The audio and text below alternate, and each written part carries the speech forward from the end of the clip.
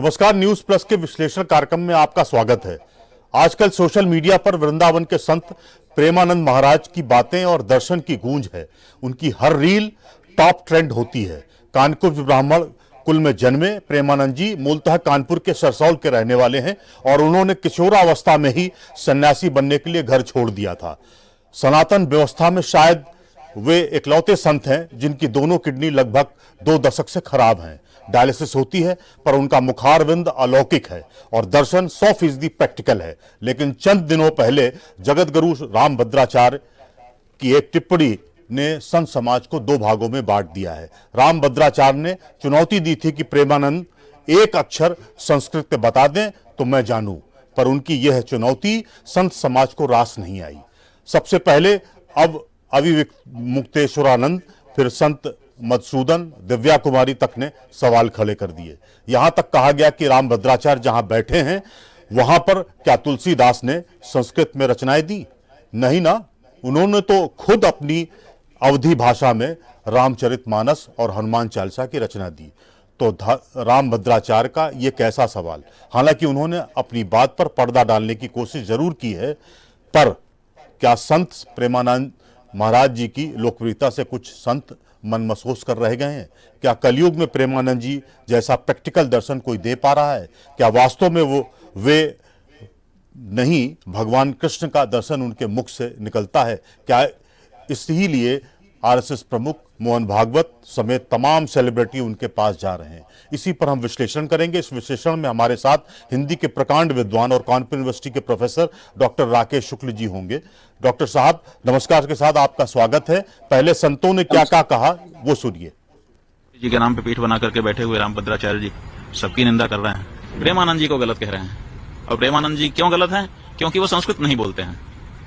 तुलसीदास जी जिनकी पीठ पर आप स्वयं बैठे हुए हो, उन्होंने भी तो अवधी भाषा में रामचरितमानस लिख दिया। वो तो मेरे बालक के समान है जी, अवस्था में भी जी। मैं प्रेमानंद से द्वेष नहीं रखता हूँ जी, फिर करो मेरे बालक जैसे। डॉक्टर साहब आपने सुना, मजमून में थोड़ी सी भूमिका थी, लेकिन संत प्रेमानंद जी राधा कृष्ण नाम जप भी रहे और ये कहते भी हैं कि जपिए। क्या उनकी लोकप्रियता से आहत हो रामभद्राचार्य ने एक अक्षर संस्कृत सुनाने का चैलेंज दिया? एक तो मुझे एक सवाल ये भी है। दूसरा, क्या आपको लगता है कि रामभद्राचार्य जी क्या उन्होंने अपनी सीमा को थोड़ा बहुत क्रॉस किया है क्या? जी, सबसे पहले तो बहुत बहुत धन्यवाद कि आपने बहुत ही महत्वपूर्ण विषय पर यह विमर्श रखा है और विगत कई दिनों से इस विमर्श को खास तौर से संत समाज में और विद्वत समाज में यह विमर्श का विषय बना हुआ है। मैं सबसे पहले तो इस प्रश्न का उत्तर देने के पहले संत शब्द की जो व्युत्पत्ति है या संत शब्द का आशय है उसको स्पष्ट करना चाहूंगा। हमारे यहाँ संस्कृत में संत शब्द की 2 व्याख्याएं मिलती हैं, यानी उसकी व्युत्पत्ति। सबसे पहले जो उसकी व्युत्पत्ति वो है संहत तल, यानी दोनों हाथ जुड़े हुए। तो अब आप देखें कि जो पहली उसकी व्याख्या है या पहली व्युत्पत्ति है संत शब्द की, उसमें सीधे सीधे लिखा हुआ है कि संहत तल अर्थात हाथ जोड़ना। तो हाथ जोड़ने का आशय यह है कि विनम्रता, यानी अगर कोई संत है तो वो बहुत ही सहज, विनम्र और बहुत ही दयालु कोमल हृदय का होगा। और दोनों हाथ जब जोड़ते हैं तो अंतःकरण यानी हृदय में स्पर्श करते हैं, यानी अपने हृदय की तरह, अपने अंतःकरण की तरह संपूर्ण सृष्टि का दर्शन करना।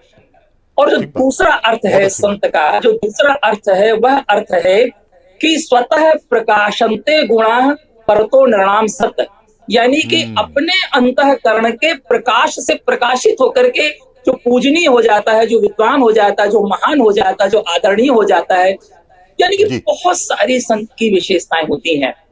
तो सबसे पहले तो मैं स्वामी रामभद्राचार्य जी का बहुत आदर करता हूँ। वे बहुत ही विद्वान हैं, बहुत उनका अध्ययन है और उनका बहुत मौलिक सृजन है। उन्होंने संस्कृत में बहुत सारी कृतियों की रचना की है और उन्होंने महाकाव्य भी लिखे हैं। लेकिन कहीं ना कहीं मुझे ऐसा लगता है कि उनको ये लगा होगा कि संत के लिए बहुत अधिक विद्वान, बहुत अधिक पठन पाठन करना, शास्त्रों और वेदों इत्यादि का ज्ञाता होना, हाँ और मुझे लगता है कहीं ना कहीं, मुझे कहना नहीं चाहिए, लेकिन जो बहुत ज्यादा अध्येता होता है, बहुत ज्यादा पढ़ने लिखने वाला होता है, उसको कहीं ना कहीं अपनी विद्वत्ता का थोड़ा सा अहंकार आ जाता है। स्वाभिमान तो अच्छी चीज है, तो कहीं ना कहीं उनको ऐसा लगा होगा कि स्वामी जो प्रेमानंद जी महाराज है, उनको भी संस्कृत का प्रकांड विद्वान होना चाहिए। लेकिन मैं आप अभी आगे जब प्रश्न बताऊं, हमारे यहाँ कितने प्रकार की संत परंपराएं हैं, कितने प्रकार की धाराएं हैं संतों की, और उसमें कहीं भी ऐसा नहीं लिखा है कि संत के लिए शास्त्रज्ञ और विद्वान होना जरूरी है। ठीक बात, ठीक बात है। जी। डॉक्टर साहब, मुझे लगता है शायद हमारे सनातन व्यवस्था में ये व्यवस्था है कि हम किसी के साथ भी, किसी भी संत समाज के साथ भी हम साथ कर सकते हैं। अगर हमें किसी भी विषय पर या किसी भी शब्द पर संशय हो तो ये शास्त्र की मुझे लगता है खास व्यवस्था की गई है, और वो कोई भी कर सकता है, वो कोई भी कर सकता है। मैं इसी परिप्रेक्ष्य में एक और सवाल आपके सामने रख रहा हूं। राधा कृष्ण, गोविंद कृष्ण नाम मुझे लगता है प्रेमानंद जी सबको कहते भी हैं और खुद भी विचारते हैं। ये भी तो एक शब्द डॉक्टर साहब मुझे लगता है संस्कृत का ही शब्द तो है, क्या उससे अलग है क्या ये? जी, देखिए आपने बहुत अच्छा प्रश्न किया। हमारे यहाँ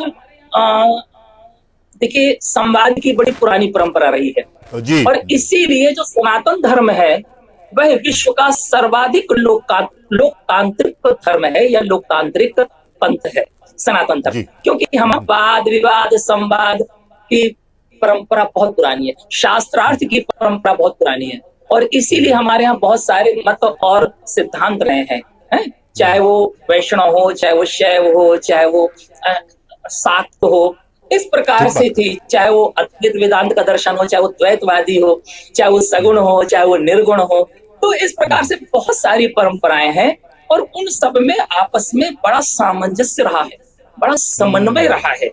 ऐसा नहीं कि एक दूसरे के, देखिए अपने अपने मतों का विश्लेषण और दूसरे के मत का खंडन करना, ये तो शास्त्रार्थ की परंपरा रही है। जी, जी। और वो बहुत अध्ययन करके इन चीजों को तथ्यपूर्ण और तर्कपूर्ण ढंग से वो शास्त्रार्थ करते थे, लेकिन कहीं भी ऐसा नहीं था कि दूसरे के मत की अवहेलना करें या उसका असम्मान करें। दूसरे के मत और दूसरे की विचारधारा का सम्मान करते हुए वे अपनी विचारधारा को पुष्ट करना चाहते थे। तो ये हमारे यहाँ परंपरा रही है। और एक चीज और मैं कहना चाहूंगा इस जो प्रेमानंद जी महाराज के विषय में बात कहना चाहूंगा कि हमारे यहाँ तो साहित्य में संत माने कबीर, और जिनके विषय में कहा जाता कि मस्य कागज छुयो नहीं, कलम नहीं हाथ।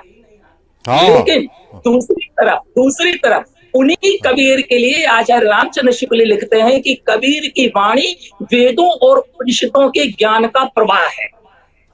अब आप देखिए, तो कबीर ने भले ही वेद और उपनिषद उस ढंग से ना पढ़े हो जैसे कोई विद्वान या कोई संस्कृतज्ञ, क्योंकि वो संस्कृत के ज्ञाता नहीं थे कबीर जी, कबीर संस्कृत ज्ञाता नहीं थे, उन्होंने वेद पुराण पढ़े, लेकिन वे उन्हीं वेदों और पुराणों की वाणी को, जो निरक्षर थे, जो अपढ़ थे, जो अशिक्षित थे, जो सामान्य जनता थी, उस सामान्य जनता में उसी वेद और पुराण की वाणी को, जो अद्वैत वेदांत को जिस तरह से वे अपनी सहज भाषा समाज के सामने रख रहे थे, वो वही कर सकते थे। वो संस्कृत के प्रकांड आचार्य या जगत गुरु शंकराचार्य नहीं कर सकते थे जो कबीर ने किया। भाई हम सब जानते हैं कि भगवान बुद्ध ने संस्कृत के भी प्रकांड विद्वान थे, लेकिन भगवान बुद्ध ने अपनी जो शिक्षाओं का प्रचार था वो पाली भाषा में किया था, संस्कृत भाषा में नहीं। उन्होंने वो पाली भाषा अन्य जन की भाषा थी, वे अपने विचारों का उस भाषा में वे प्रचार करते थे, संदेश देते थे, प्रवचन देते थे। जानते हैं कि केवल भारत ही नहीं, विश्व के कई देशों में वो बौद्ध धर्म का प्रचार हुआ, जो सहज भाषा के माध्यम से अपनी बातों को। तो मैं बिल्कुल इस बात से सहमत नहीं हूँ स्वामी रामभद्राचार्य जी की बात से कि अगर वो संस्कृत का प्रकांड विद्वान है तभी वो संत हो सकता है। ठीक बात कह रहे हैं आप, बिल्कुल अच्छी बात कह। मैं डॉक्टर साहब एक बात और रखना चाह रहा था, जैसे अविमुक्तेश्वरानंद जैसे संत भी हैं, वो भी प्रकांड विद्वान हैं, उन्होंने बड़ी सीधी सीधी रामभद्राचार्य की आलोचना कर दी। आलोचना क्या, उन्होंने थोड़ा तलखी भरे शब्दों में भी कहा कि क्या संस्कृत ही किसी विद्वता का मानक होना चाहिए क्या? उस पर भी उन्होंने सवाल उठाए और उन्होंने कहा हमारा भारतीय समाज जो है वो जो उसे जिस भाषा में समझ में बात आती है वही भाषा प्रयोग की जानी चाहिए। हो सकता है मराठियों को मराठी भाषा, महाराष्ट्रियन को मराठी भाषा का इस्तेमाल ज़्यादा किया जाए, उनको ज़्यादा कन्वीनियंट लगे, जैसे उड़िया भाषा में उड़ीसा के लोगों को ज़्यादा कन्वीनियंट लगे। इसीलिए हिंदी, उत्तर भारत में तो हिंदी भाषा बोली जाती है। हिंदी हमारी जन जन की भाषा है और हिंदी कनेक्टिविटी भी हमारी बढ़ाती है।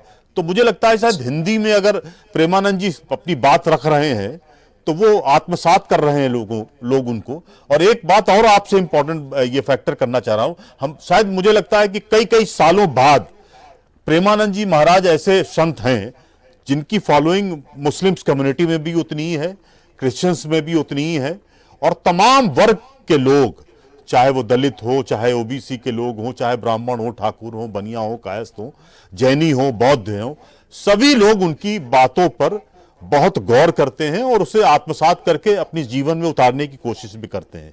आपको क्या लगता है कि कुछ मिरेकल है क्या? देखिए, आपका प्रश्न बहुत अच्छा है और इस प्रश्न के दो पार्ट जो मुझे लग रहे हैं। पहला भाग तो ये है कि क्या भाषा, संस्कृत भाषा के माध्यम से ही हम अपने ज्ञान या अपने विषय, अपने विचारों का हम प्रसार कर सकते हैं और हम समाज तक पहुंचा सकते हैं। मैं इस बात से तो सहमत हूं कि भारतीय ज्ञान परंपरा का आदि स्रोत संस्कृत वांग्मय में सुरक्षित है।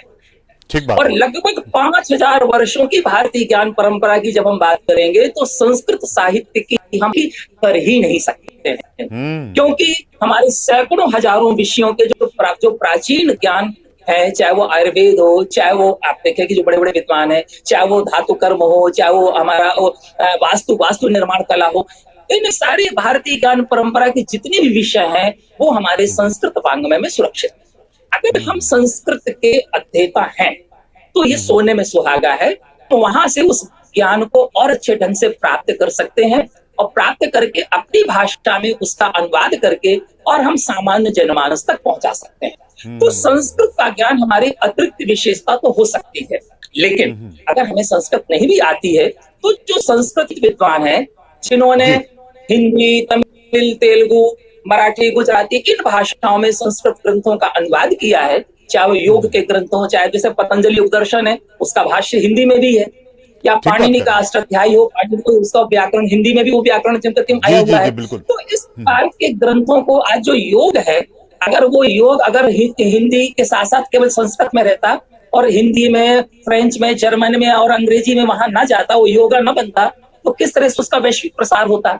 तो निश्चित तौर पर हमारे संस्कृत के वांग्मय को, संस्कृत के ज्ञान को तमाम सारी भाषाओं में अनुवाद करके, ऐसे विशेषज्ञ हैं जो संस्कृत के भी ज्ञाता है, तमिल के भी ज्ञाता है, वो संस्कृत और तमिल में आपस में अनुवाद का कार्य कर रहे हैं, हिंदी और संस्कृत में अनुवाद का कार्य हो रहा है, यहाँ तक कि फ्रेंच और संस्कृत में अनुवाद का कार्य हो रहा है।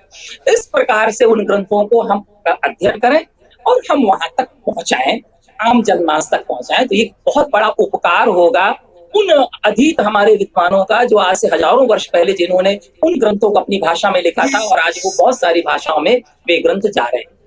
दूसरी बात जो आपने कही वो बहुत महत्वपूर्ण बात है, वो ये बात है कि आज ये बहुत महत्वपूर्ण विषय है कि किसी संत की लोकप्रियता युवा समाज में, उसकी स्वीकार्यता युवा समाज में।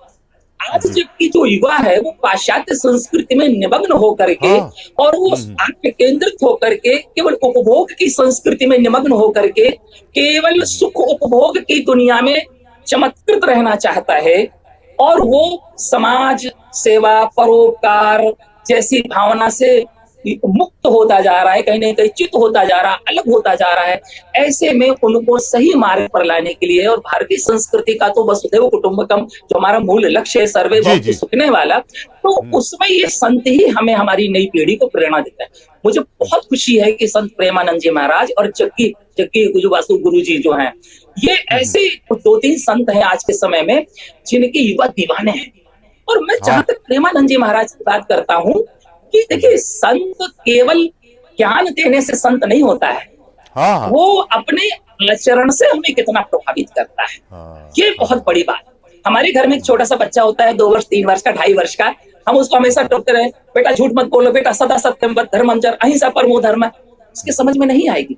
लेकिन वो हमें देखता है कि हमारा आचरण क्या है, अपने माता पिता का आचरण देखता है, अपने गुरु का आचरण देखता है, तो वो हमारा आचरण देख करके वो वैसा ही करना शुरू कर देता है।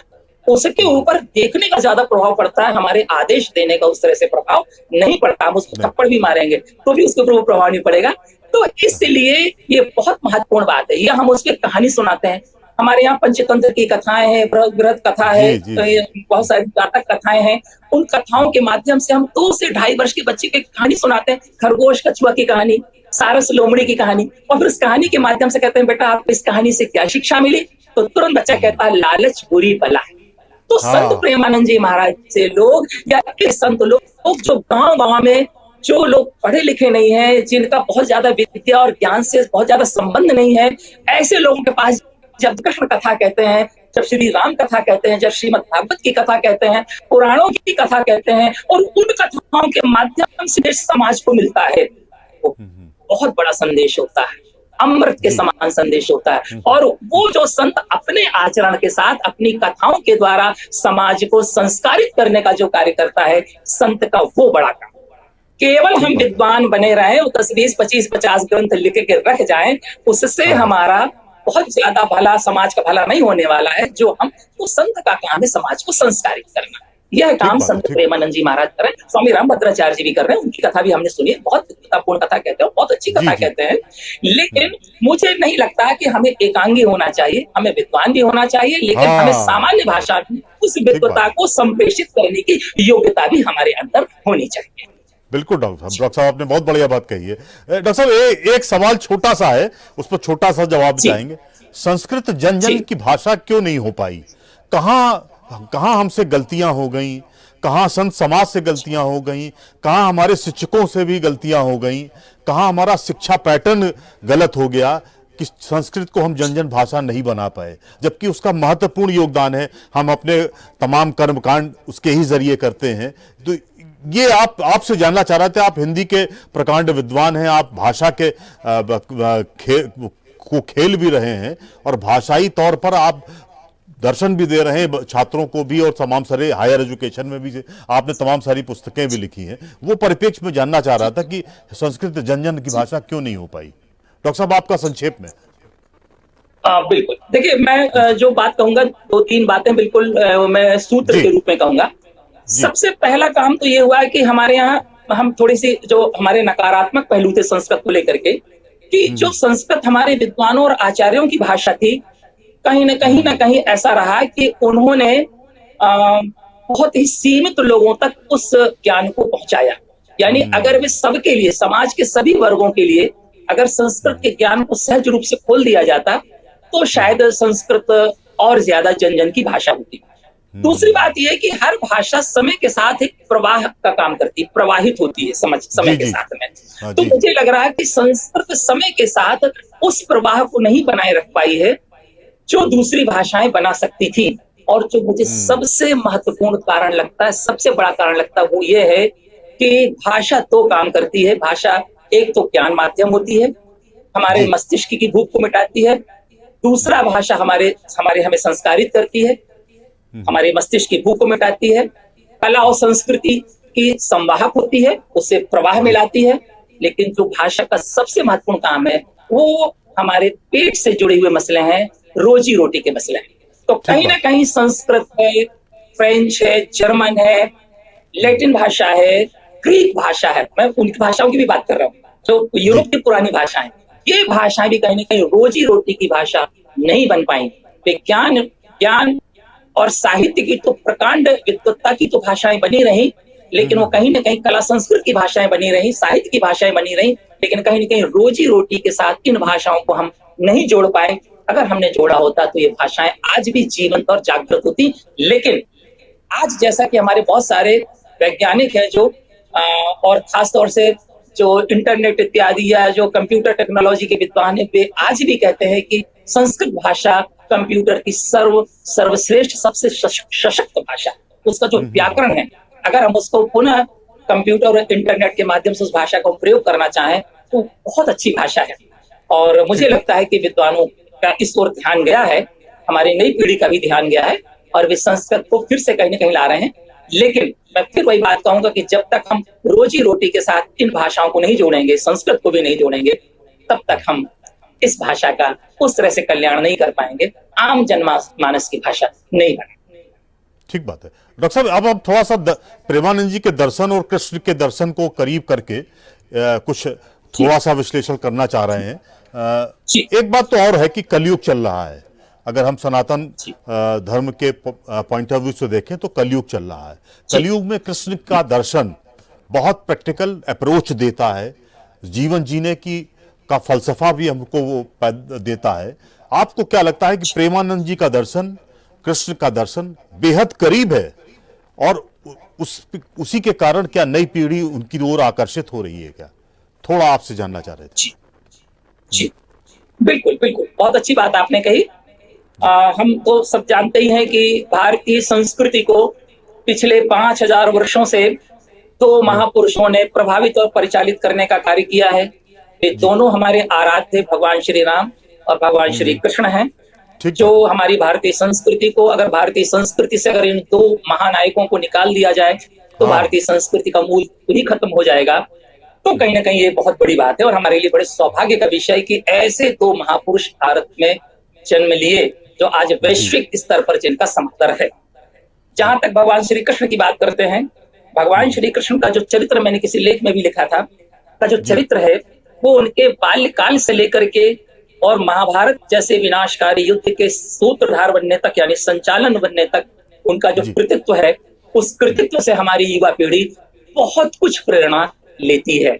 पहली बात तो ये कि भगवान श्री कृष्ण की जब हम बाल लीलाएं पढ़ते हैं तो हर घर में एक बच्चा होता है, हम सबके घर में बच्चा होता है, तो हम उस बच्चे में भगवान श्री कृष्ण की बाल छवि का दर्शन करते हैं। तो हमें लगता है हमारे घर में भी कन्हैया जी, एक गोपाल है।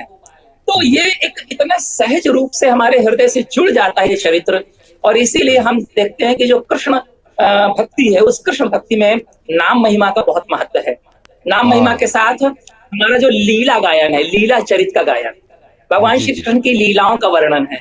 इसके अलावा आपने देखा होगा कि हमारे हजारों वर्षों से रास लीला का मंचन होता रहा है, इसको कहते हैं कृष्ण लीला। भगवान श्री कृष्ण की लीला का मंचन होता है। रामलीला का मैं बात करूंगा तो वहां भी बात है, तो उधर रासलीला का और कृष्ण लीला का मंचन भी होता रहा है। इसी तरह से वो चरित्र इतना समाज में व्याप्त थे, इतना व्याप्त थे। इसके बाद श्रीमद् भागवत का 7 दिन का जो लोगों के घर घर में और जगह जगह जो आयोजन होते हैं, श्रीमद् भागवत पुराण के जो आयोजन होते हैं उसमें भी 50% से ज्यादा भगवान श्री कृष्ण की ही लीला का और उन्हीं के चरित्र का वर्णन होता है। तो इतना लोक रंजन कहते हैं लोगों को, मतलब प्रसन्न करने वाले, रंजन माने प्रसन्न करने वाले, समाज को प्रसन्नता से भर देने वाला चरित्र है भगवान श्री कृष्ण का चरित्र। ये तो मैं साधारण सी बात। दूसरी तरफ हम आए तो भगवान श्री कृष्ण से युवाओं को ये प्रेरणा मिलती है कि जिस बच्चे के जन्म के पहले ही उसके 6-7 भाई यानी उसके सहोदर सहोदराओं का को कंस ने विनष्ट कर दिया हो, जिसका जन्म ही बंदी गृह में हुआ हो, कारागृह में हुआ हो, यानी कितनी प्रतिकूल परिस्थितियों में जिसका जन्म होता है, जन्म होने के बाद ही जिसके प्राणों का संकट आ जाता है कि वसुदेव उन्होंने अपने सिर पर रख करके भयंकर यमुना जी को पार करके कहीं सुरक्षित स्थान पर ले जाते हैं। 4 वर्ष के बालक है, कंस किसी न किसी को भेजते रहते हैं, कहीं पूतना को तो खैर जब दोनों बच्चे हैं तभी से भेजने लगते हैं। और किस तरह से इन विषम परिस्थितियों से कृष्ण उभरते हैं और एक सशक्त युवा बनते हैं, और किस तरह से वो एक और भी प्रसंग है जो गोपी लीलाओं का है या जो रास लीला का है, जो वो प्रसंग है, तो वो भी एक आनंद का प्रसंग है, वह भी है। और इसके बाद फिर महाभारत जैसे विनाशकारी युद्ध का सूत्रधार बनने का दुर्भाग्य उन्हें मिलता है। मैं दुर्भाग्य इसलिए कहूंगा कि पूरे महाभारत में सिर्फ 2 लोग थे जो इस विनाशक युद्ध को नहीं होने देना चाहते हैं। सिर्फ 2 ऐसे पात्र हैं, भगवान श्री कृष्ण और विदुर। इन 2 चरित्रों ने पूरी ताकत लगा दी थी कि यह महाभारत का जो विनाशक युद्ध वो ना हो। यानी भगवान श्री कृष्ण ने तो कहा था कि अरे भाई 5 गांव ही दे दो, तो दुर्योधन ने कहा 5 गांव तो छोड़ो, सुई भर लोग की जमीन नहीं दूंगा। ये 5 गांव पर क्यों समझौता कराने को तैयार थे भगवान श्री कृष्ण। तो इस प्रकार से, लेकिन फिर जब युद्ध अनिवार्य हो जाता कृत निश्चय, तो फिर अर्जुन से कहते नहीं पर निश्चय कर लो। और फिर जो आप देखें कि वह श्री कृष्ण किसी क्लासरूम में नहीं, किसी ड्राइंग रूम में अर्जुन को गीता का उपदेश नहीं दे रहे हैं। एक महाभारत के युद्ध के मैदान में वट वृक्ष के नीचे यानी वहां पर ऐसी विषम परिस्थितियों में, और वो संदेश दे रहे हैं जो श्रीमद् भगवत गीता आज विश्व का सर्वश्रेष्ठ संदेश।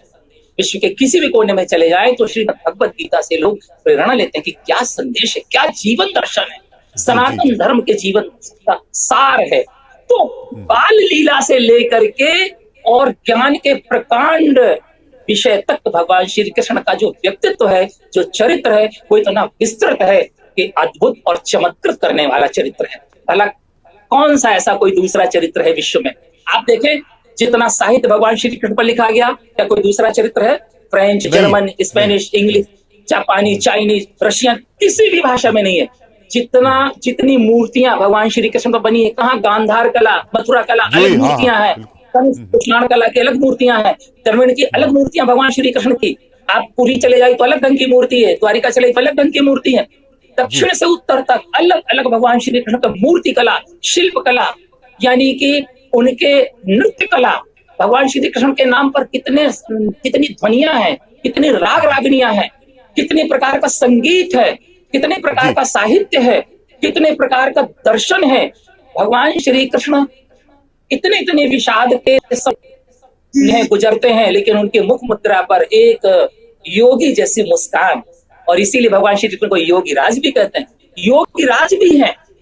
तो चाहे योग हो, चाहे लीला का हो, चाहे नाम महिमा का हो, चाहे वो भक्ति हो, नवधा भक्ति हमारे यहाँ 9 प्रकार की भक्ति मानी गई है। नवधा भक्ति में भगवान श्री कृष्ण, और इन सब प्रकार के थोड़ा सा फाइनल भी करना चाह रहा था। भक्ति मार्ग में भी, वैराग्य मार्ग में भी, संन्यास मार्ग में भी, हर जगह भगवान श्री कृष्ण विराजमान। ऐसा चरित्र दूसरा कोई।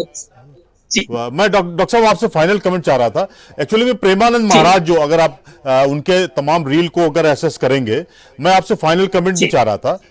वो कृष्ण के का एक जो बेसिक चीज है कि देश काल परिस्थिति के अनुसार जिंदगी या लोगों को जीवन जीना चाहिए, वो उनका मूल सूत्र था। साम दाम दंड भेद भी उनका मूल सूत्र रहा है।